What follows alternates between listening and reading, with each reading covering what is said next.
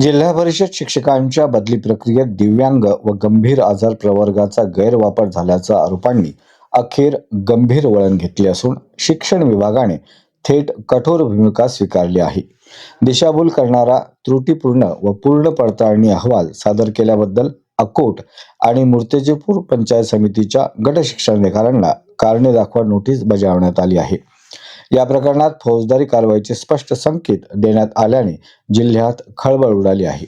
या प्रकरणाच्या गांभीर्यामुळे तालुका स्तरावर अनुभवी अधिकारी व कर्मचाऱ्यांची त्रिस्तरीय स्वतंत्र चौकशी समिती नेमावी, केंद्रनिहाय पडताळणीसाठी निश्चित तारखा जाहीर कराव्यात अशी ठोस मागणी पुढे आली आहे.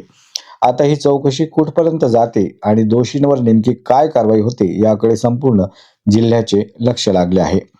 सन 2025 मधील शिक्षक बदली प्रक्रियेत काही शिक्षकांनी बनावट दिव्यांग तसेच खोट्या वैद्यकीय प्रमाणपत्राच्या आधारे बदलीचा लाभ घेतल्याचा गंभीर आरोप समोर आले होते.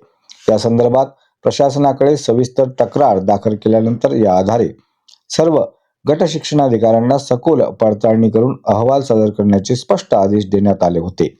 मात्र यामध्ये अकोट व मूर्तिजापूर यांनी सादर केलेला अहवाल प्राथमिक शिक्षणाधिकारी यांनी पूर्णतः फेटाळला. अहवाल कोणत्या आधारावर तयार करण्यात आला याचा उल्लेख नसल्याचे नमूद करण्यात आल्याने तसेच अहवालात मूलभूत त्रुटी, आवश्यक कागदपत्रांचा अभाव आणि तक्रारीतील मुद्द्यांकडे दुर्लक्ष झाल्याचा ठपका ठेवण्यात आला आहे. अशाच महत्त्वपूर्ण बातम्यांच्या अपडेटसाठी अजिंक्य भारत न्यूजच्या पेजला फॉलो करा आणि सबस्क्राईब करा. Thank you for watching.